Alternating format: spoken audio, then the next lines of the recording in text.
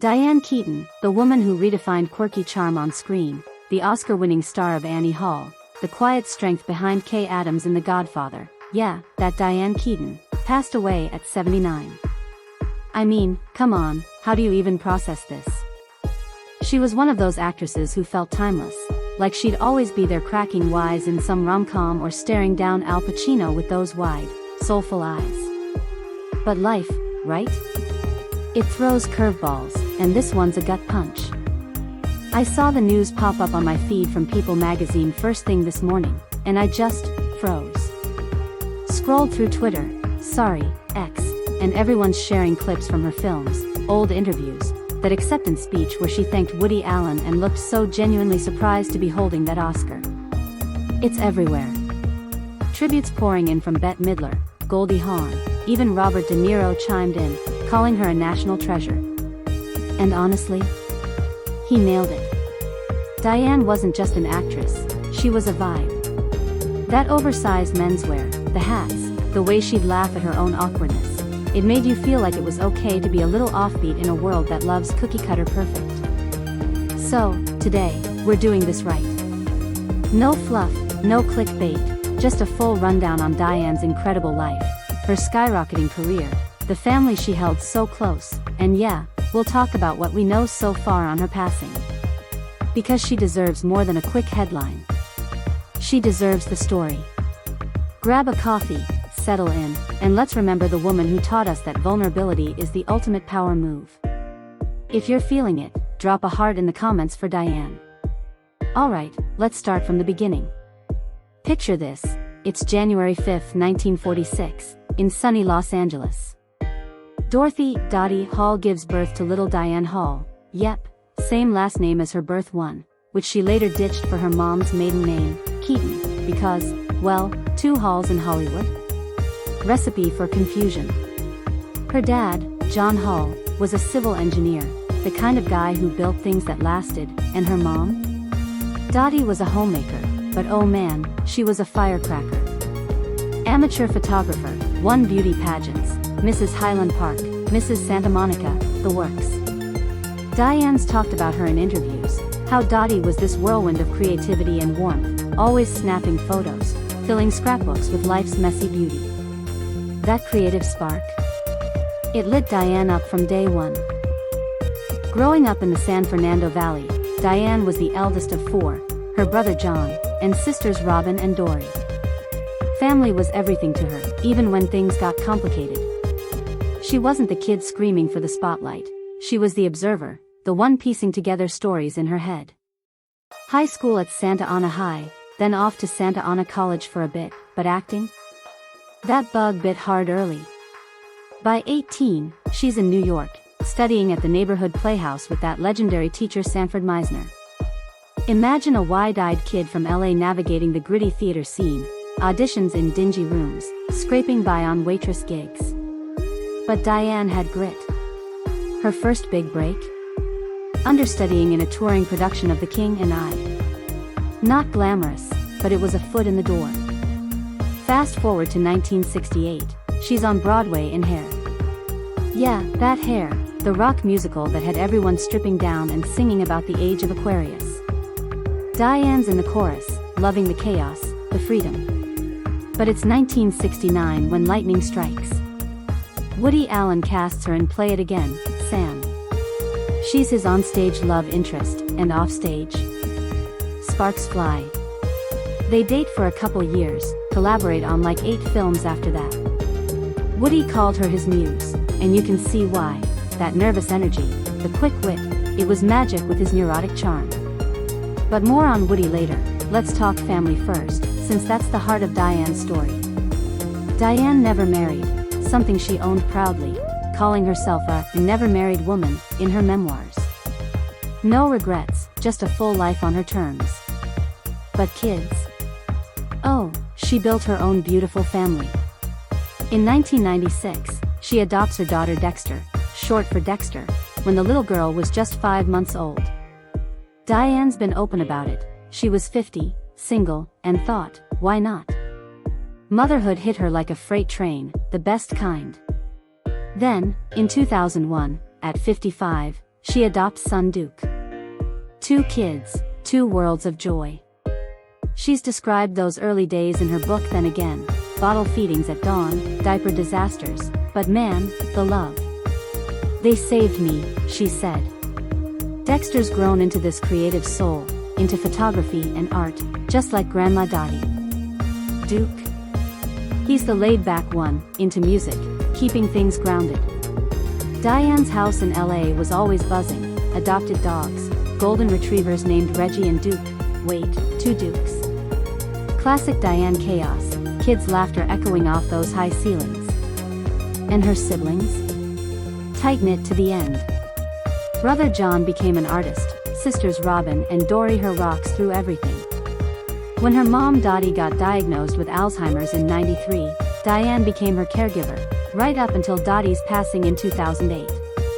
That wasn't easy. Diane poured her heart into it, even publishing Dottie's diaries in a book. It was raw, real, showed how family wasn't just blood, it was showing up, messy and all. No wonder her roles as moms, like in Baby Boom or Father of the Bride, felt so authentic. She lived it. Okay, shifting gears to the career that made her a legend. Because wow, Diane Keaton didn't just act, she transformed. That first Woody film, Play It Again, Sam on stage. Tony nomination. Then the movie version in '72, bam, Hollywood notices. But her breakout? The Godfather, same year. Francis Ford Coppola sees something in this theater girl and casts her as Kay Adams, Michael Corleone's girlfriend. Al Pacino's intense, brooding Michael needs an anchor, and Diane? She's perfect, wide-eyed innocence clashing with the mob world's shadows. That wedding scene? Iconic. By Godfather Part 2 in '74, she's his wife, the one whispering, "Michael, you're blind," as the empire crumbles.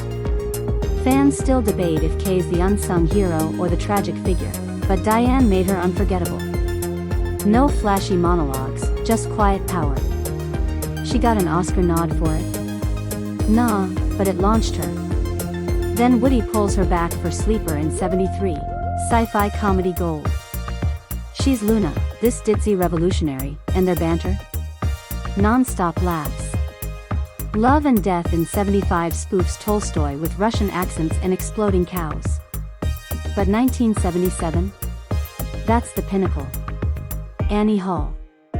Woody's semi-autobiographical rom-com, and Diane's Annie is everything. Neurotic, stylish, breaking the fourth wall to quip about LA versus New York. "I loathe LA," she says, lounging by the pool. That lobster scene? The orgasm fake-out? Pure Diane, vulnerable, hilarious, heartbreaking. She beats out strong competition, Jane Fonda, even, for Best Actress Oscar. Her speech? Stuttering through thanks to Woody, her Jewish mother, everyone. "I feel like I just want to thank all the lobsters," she jokes. Classic. The '80s and '90s? Diane doesn't coast. Reds in '81, another Oscar nom as Louise Bryant, opposite Warren Beatty's John Reed. She's fierce, a bohemian journalist in revolutionary Russia. Shoot the Moon in '82 shows her dramatic chops as a mom unraveling. Then comedies, Baby Boom in '87, where she's a high-powered exec who inherits a kid and a cow. Hello, typecasting? But she owns it. Father of the Bride in '91 with Steve Martin. Heartwarming chaos. And who can forget the First Wives Club in '96? With Goldie Hawn and Bette Midler, they're the dumped wives plotting revenge. You Don't Own Me, belting out that song. Empowering AF. Diane's Elise Elliott, vain, fabulous, stealing every scene. Into the 2000s, she keeps evolving. Something's Gotta Give in 2003, rom-com queen opposite Jack Nicholson and Keanu Reeves. At 57, she's the sex symbol? Yes, please. The Family Stone in '05, Morning Glory in '10. And don't sleep on her directing, Unstrung Heroes in '95, her adaptation of her brother's memoir. Producing, too, Heaven on Earth about domestic abuse. Books. She's got 4 memoirs, then again in 2011, weaving her life with Dottie's letters. Let's just say it wasn't pretty in 2014, hilariously blunt on aging, brother and sister in 2024, about her bro John. And her photography books, California Cool, capturing LA's underbelly. Net worth?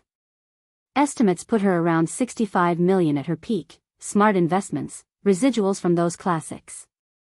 But money? Never what drove her. It was the art, the stories. Romantically? Diane's life was as eclectic as her wardrobe. Woody Allen, of course, 70s whirlwind, ended amicably but messily with his other relationships. Warren Beatty during Reds, intense, passionate. Then Al Pacino in the 90s, 7 years, engaged but no wedding. We were both too scared, she said. Keanu Reeves? That something's gotta give fling, sweet, short. And a parade of others, Richard Gere, Morgan Freeman rumors, but she stayed private. Love's the greatest mystery, she'd quip. No wife, no exes spilling tea, just a trail of great roles born from real heart. Now, the hard part. Diane's passing. Reports say she died Saturday in Los Angeles, confirmed by producer Dory Rath and her family. Paramedics responded to her home that morning. LA Fire Department got the call around dawn, rushed her to the hospital. But details? Sparse. No official cause yet. Her loved ones are asking for privacy, which we respect. Sources close to her say her health declined very suddenly these past months. Friends didn't even fully know. At 79, after battling through her mom's Alzheimer's, maybe her own body just tired. No speculation here, we'll wait for what the family shares. Her last Instagram post? April 11th, National Pet Day, her with Reggie the Golden Retriever, grinning like a kid. Proof our pets have great taste too. Heartbreaking in hindsight. Tributes are flooding in. Bette Midler, brilliant, what you saw was who she was. Goldie Hawn, my fierce friend, gone too soon. De Niro, a huge loss. Even Ariana Grande, who interviewed her once, posted about her iconic vibe. Fans? Sharing Annie Hall lines, Godfather clips. It's a global ache. So, why does Diane matter now? In a world of filtered perfection, she was the antidote, flawed, funny, fiercely herself. She adopted at 50, directed at 49, wrote books at 70. Taught us aging's not fading, it's refining. Grab life, love big, laugh at the lobster. As she said in a 2023 interview, God, life is so strange. Yeah, Diane. It is. But you made it beautiful. Thanks for joining me on this ride, over 50 years of Diane's magic in under 20 minutes. If this hit you, like, comment your favorite Diane role below. Mine's a tie, Kay or Annie. Share this with a friend who needs a good cry laugh. Rest in peace, Diane Keaton. You were one of one. See you next time. Stay quirky, stay kind. Peace.